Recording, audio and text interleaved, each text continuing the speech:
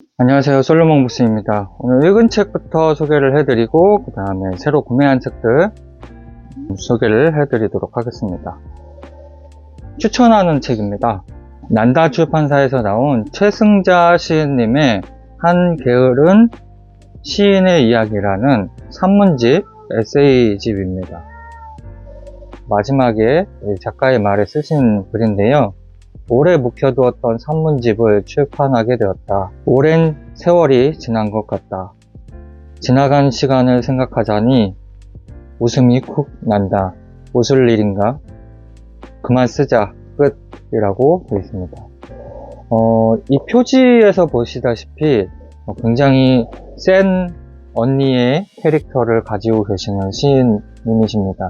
1970년대부터 80년대까지의 글들이 모여져 있고 이후에 2013년도에 글도 하나가 들어가 있어요. 그래가지고 아무튼 7, 80년대에 최승자 시인님이 가장 어려운 시국에 나라도 어려웠고 개인적으로도 굉장히 힘들었던 시대였던 것 같아요. 그 시간대에 썼던 그런 글들을 모아놓은 책입니다.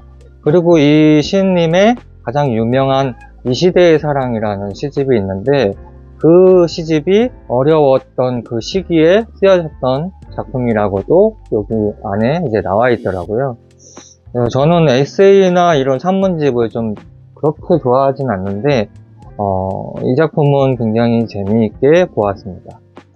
그리고 그냥 보다가 너무 좋은 부분이 많아가지고 이제 중반 이후서부터는 연필로 이제 줄을 쳐가면서 읽었던 작품이었습니다. 그 중에서 하나를 좀 읽어봐 드릴게요. 이 고독이라는 어휘와 그것이 뒤에 후광처럼 거느리고 있는 어떤 분위기에 집착하기 시작했다. 나는 고독을 연기해 보고 싶었다.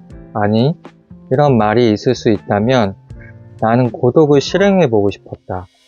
그렇게 하여 내 윤혁이 최초의 고독 연습이 시작되었다.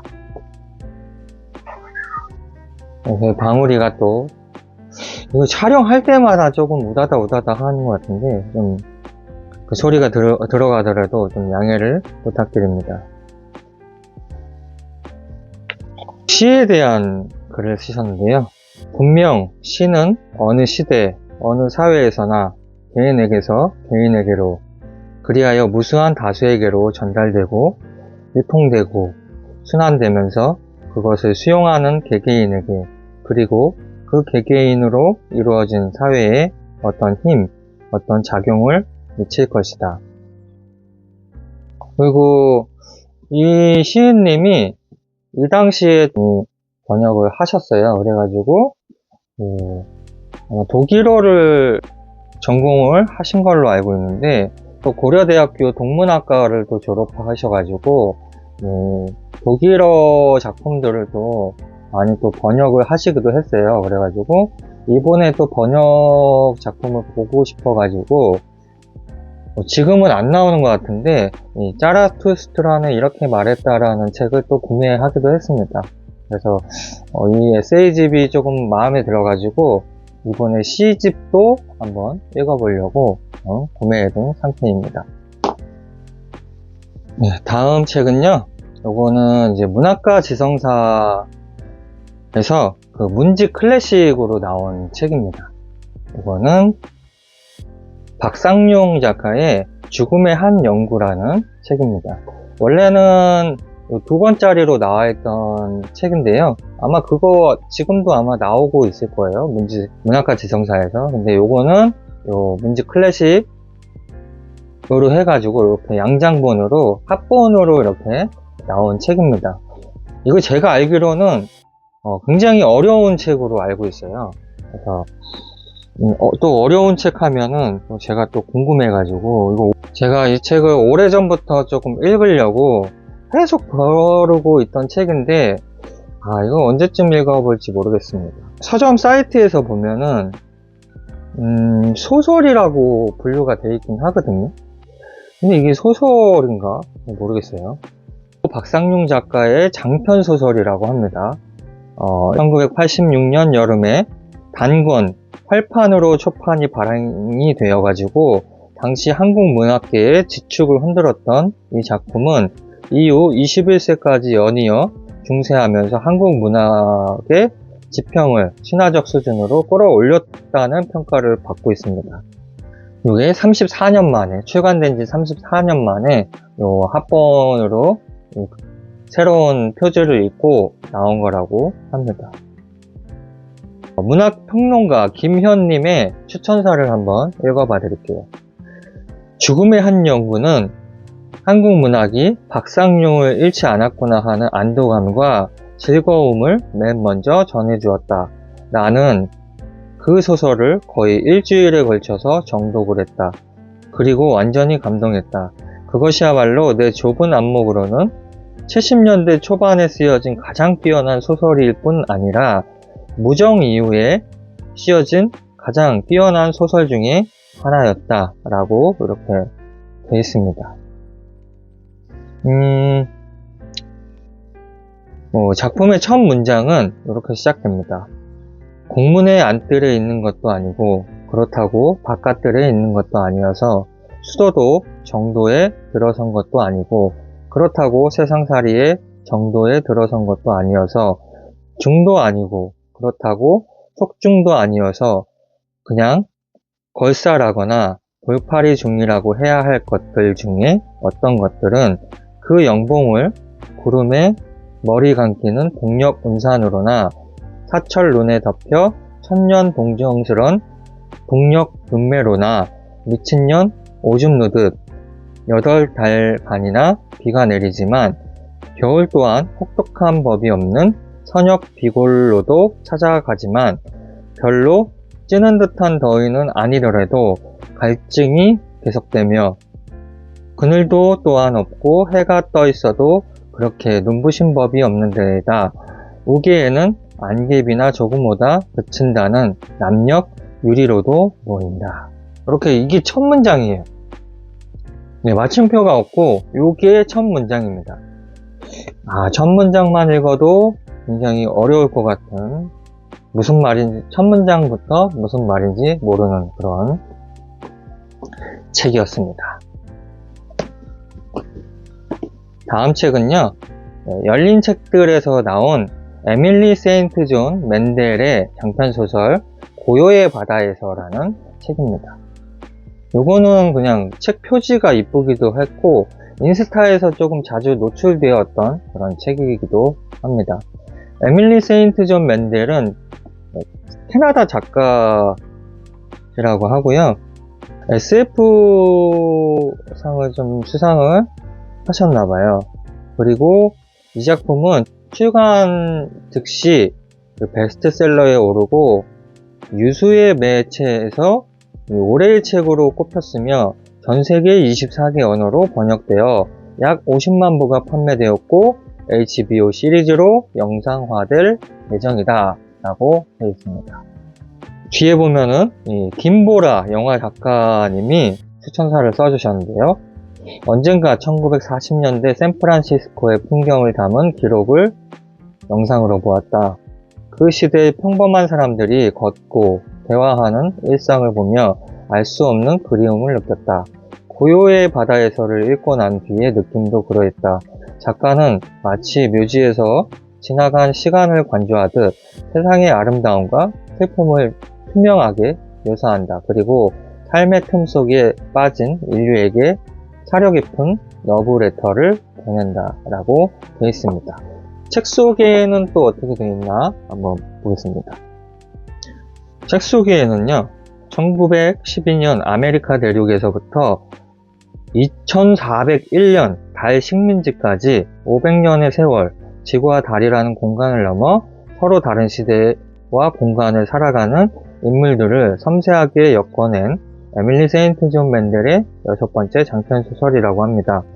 소설은 시종일관 우리의 삶의 세상의 끝을 예리하게 인식하는 가운데 각각의 이야기를 유려한 문장으로 풀어내고 이윽고 이야기들을 서로 마주하게 된다.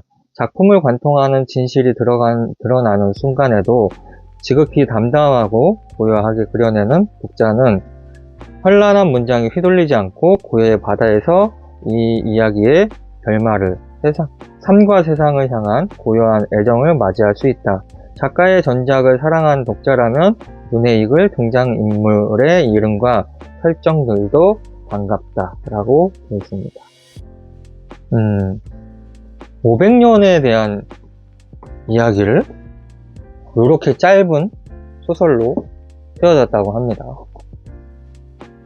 이게 굉장히 지금 짧잖아요. 작품이 400페이지가 아직 안 되거든요. 이 페이지 안에 500년의 세월을 집어넣었다고 하면은 언뜻 보면은 조금 깊이감이 없을 수도 있을 것 같은데 영화감독 김보라님이 또 추천을 하셨다고 하고 또 HBO 시리즈 드라마로도 나온다고 하니까 드라마로 영상으로 제작되기 그런 좋은 재미로 읽기 그런 좋은 작품이라고 생각이 됩니다. 다음 책은요, 열린 책들에서 나온 버지니아 울프의 어느 보통 독자의 책 읽기라는 책입니다. 이 작품은 이 울프 시리즈가 이 열린 책들에서 이런 형태로 해가지고 그 산문집이 몇 권이 출간이 되었어요. 첫 번째는 집안의 천사 죽이기, 두 번째는 문학은 공유주의입니다. 세 번째는 어느 보통 독자의 책 읽기, 네 번째는 존재의 순간들이라는 4권의 책으로 나왔고요. 번역자는 최애리님으로 4권 다 번역을 하셨습니다. 지금 제가 그 자기만의 방을 읽고 있거든요. 자기만의 방은 추천을 되게 많이 받기도 했고 지금 한 3분의 1 정도 읽었는데 괜찮습니다. 저는 버지니아 울프의 작품들을 되게 좋아하기도 하고요. 소설 작품을 특히 더 좋아하기는 하는데 에세이도 또 읽을만 하더라고요. 그래서 이것도 한번 읽어보려고 주문을 했습니다. 책도 굉장히 이뻐가지고 소장하기에도 좋은 그런 책인 것 같습니다. 다음 작품은요, 문학동네에서 나온 실비 제르맹의 분노의 날들이라는 책입니다. 프랑스 작가, 창조적인 서사 전개와 독특하고 아름다운 문체로 현대 프랑스 문단에서 독보적인 위치를 차지하고 있는 실비 제르맹, 1954년생이시고요. 프랑스 내에서 받는 그런 상들은 조금 많이 수상을 하신 것 같아요. 이 분노의 날들은 프랑스 모르방 지방의 벌목군 마을을 무대로 펼쳐지는 이야기로 아름답고 환상적인 배경 속에서 일어나는 파괴적인 사랑과 집착을 다룬다. 마치 신화 속 이야기 같은 한편의 광기 어린 비극을 통해 악의 비밀과 사랑 그리고 죄에 대한 깊이 있는 통찰을 인상적인 인물들과 함께 매혹적이고 강렬한 서사로 그려낸 작품이다 라고 나와 있습니다. 요 분이 이제 실비 제르맹, 딱 사진만 봐도 이 프랑스 여성 같은 느낌을, 센 언니 같은 캐릭터를 가지고 계신 언니인 것 같습니다. 제가 또 프랑스의 또 이 센 언니 캐릭터를 가지고 있는 작가들을 또 좋아하기 때문에 아니 에르노도 그렇고요. 또 마르그리트 듀라스도 그랬고요. 요런 캐릭터를 가지고 계신 분들을 좋아합니다. 그리고 분노의 날들은 독서 모임에서 어느 분이 또 추천을 해주셔가지고 이 작품은 독서 모임에서 한번 읽어보려고 생각 중입니다. 다음 작품은요, 문학국내 한국문학 전집의 이승우 작가의 식물들의 사생활이라는 책입니다. 이 한국문학 전집은 이렇게 표지를 벗기잖아요. 벗기면 이렇게 음각으로 제목과 작가 이름이 이렇게 써 있습니다. 그래서 벗기면 더 이쁘더라고요. 표지보다는 벗기면은 더 심플하고 책이 더 이쁩니다. 이 작품은 이승우 작가도 굉장히 애증하는 그런 작품으로 알고 있고요. 이 한국문학 전집에서 지난번에 제가 생의 이면이라는 책을 읽고 소개를 해드렸는데 그 생의 이면과 요 두 작품이 식물들의 사생활이 들어 있었습니다. 그리고 이 식물들의 사생활은 프랑스 갈리마르 청서라는 굉장히 유명한 그 세계 문학을 편찬하는 출판사가 있는데, 그 갈리마르 총서 세계문학 전집에 요 이승우 작가의 식물들의 사생활이 프랑스어로 번역이 돼가지고 속해져서, 이 프랑스에서는 오히려 우리나라에서보다 이 이승우 작가가 유명한 걸로 알고 있습니다. 그리고 이 작품도 프랑스에서는 굉장히 유명한 작품으로 알고 있고요. 굉장히 조금 파격적인 소재를 가지고 이야기하고 있는 작품으로 알고 있습니다. 그래서 기대하면서 구매했던 책이고요. 요거는 국리라는 출판사에서 나온 헬렌 함프라는 작가의 체링크로스 84번지라는 책입니다. 이렇게 보여드릴게요. 요거는 예전에 나왔던 고탄본이고요. 요번에 이제 그 개정판이 나왔더라고요. 빨간색 표지로 해가지고 개정판이 나왔습니다. 판형이 약간 긴 판형을 가지고 있고 양장본이고요. 분량도 굉장히 짧습니다. 이거는 제가 이거를 산 이유는 지인분이 이 체링크로스 84번지 영화를 제게 추천했어요. 그래가지고 그 영화를 봤는데, 그 영화의 내용이 이 미국에 살고 있는 어떤 작가가, 미국에서는 이 물가가 비싸가지고 이 책을, 예전 고전문학 책을 좀 구하기가 좀 어려웠었나 봐요. 헌책방에 가도 되게 비쌌고. 근데 이 영국 헌책방에서는 굉장히 헐값으로 책을 판매를 하고 있던 거예요. 그래서 이 미국에 있는 이 작가가 영국에 있는 이 체링크로스 84번지라는 이런 서점에 자기가 원하는 그런 고전문학 작품들을 의뢰를 해서 우편으로 받기 시작합니다. 그러면서 여기 서점 주인인, 영화에서는 앤서니 홉킨스가 주연인데요. 이 앤서니 홉킨스 서점 주인에게 하고 편지를 오가면서 이 서점 주인과 작가 간의 우정을 다룬 이야기입니다. 그래서 영화를 굉장히 재미있게 봐가지고 여기 책도 있더라고요. 그래서 책을 구매해본 책입니다. 재미있게 책이 오히려 낫다는 이야기를 들어가지고요. 다음 책은요, 이번에 이제 신작인데요, 레비톨 출판사에서 나온 정보라 작가의 너의 유토피아라는 책입니다. 앞에 보면은 제가 좋아하는 최진영 작가의 추천사가 써 있고요. 그리고 2025년 필리케이디 최종 후보작으로도 올라가 있기도 하고요. 2024년 타임 선정 올해의 책으로 선정이 되기도 했습니다. 뒤에 이제 최진영 작가의 추천사를 한번 읽어봐 드릴게요. 옳음을 행하기란 생각보다 고단하고 지난하여 때로 허무하다. 그럼에도 자신을 지키기 위해 옳은 일을 하면서 유토피아로 나아가는 존재들이 있다. 너의 유토피아에서는 비생물 지성체인 기계 또한 인간처럼 상실을 겪고 애도한다. 진심으로 슬퍼하고 그리워하며 끝까지 생존한다. 이유는 하나일 뿐. 그것이 옳기 때문이다. 분노하고 질문하며 멈춰 애도하고 다시 전진하는 인물들과 함께 하다 보면 소설의 환상성은 현실보다 더욱 현실적이어서 깊은 울림을 전한다. 씨앗처럼 가장 멀리 날아가 깊이 뿌리내리고 사방으로 뻗어나갈 이야기가 여기 있다. 살아 숨쉬는 매력으로 가득한 엄청나게 재미있는 소설이다 라고 되어 있습니다. 정보라 작가의 작품을 저는 저주토끼밖에 읽어보지 않아가지고 요번에 요 신작도 평이 또 좋더라고요. 그래가지고 주문을 해봤습니다. 버무사 출판사에서 나온 알베르 카미의 시지프 신화라는 책입니다. 이게 얇은 책이고 금액이 2,800원이에요. 이게 지금도 나오는지는 잘 모르겠어요. 이렇게 뒷면에도 알베르 카미 시지프 신화가 돼 있고, 뭐 시지프 신화는 또 워낙에 유명한 작품이기도 한데, 제가 시지프 신화를 여기 보면은 책꽂이에 바로 꽂아 놨는데요. 이걸로 보려고 문예출판사에서 나온 예전 판본 그 시지프 신화, 이걸로 보려고 구매를 해둔 상태거든요. 근데 이렇게 작은 책으로 휴대성 있게 문구판으로 나온 책입니다.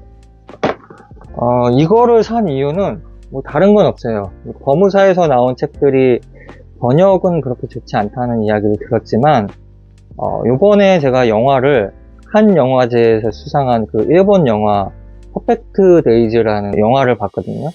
거기에서 이 주인공 남자가 밤마다 이제 책을 읽는데, 헌책방에 가가지고 100인짜리 이 문구판 책을 사옵니다. 한 권씩. 그리고 그 책을 완독을 하면 다시 헌책방에 가서 100인짜리 책을 또 구매를 하고요. 거기에서 이 주인공이 이런 문구판으로 책을 읽고 있는데, 그게 좀 부러워가지고 이렇게 문구판으로 한번 구매를 해봤습니다.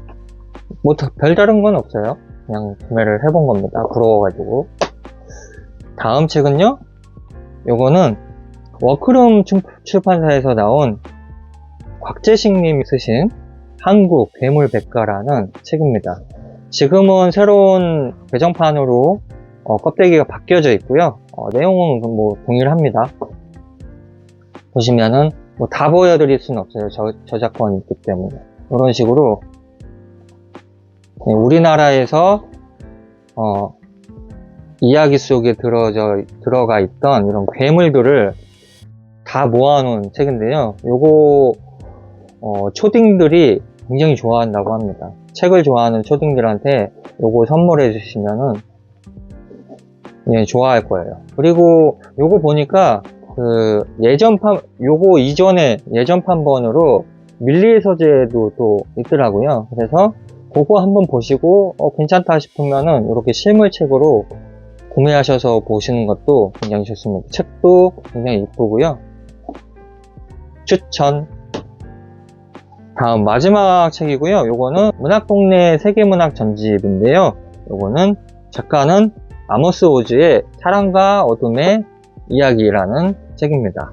1편, 2편 이렇게 되어 있습니다. 요거는 굉장히 많은 상을 수상을 했어요.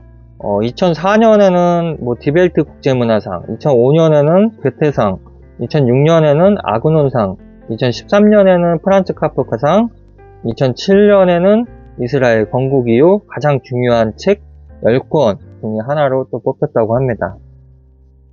이스라엘 우파 시온주의자 가정에서 태어난 오즈는 시온주의 교육을 받고 자랐으며 현대 이스라엘 건국과 중동 전쟁을 겪었으면서도 이스라엘과 팔레스타인 평화 공존을 주장하는 작가이라고 합니다.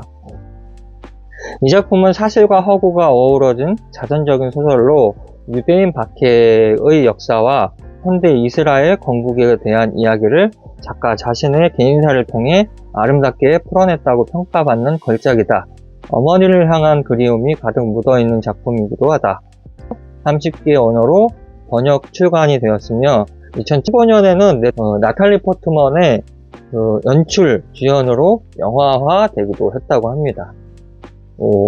그래서 이 작품도 추천을 많이 받은 작품이기 때문에 궁금해갖고 주문을 했는데 꽤 긴 벽돌책입니다.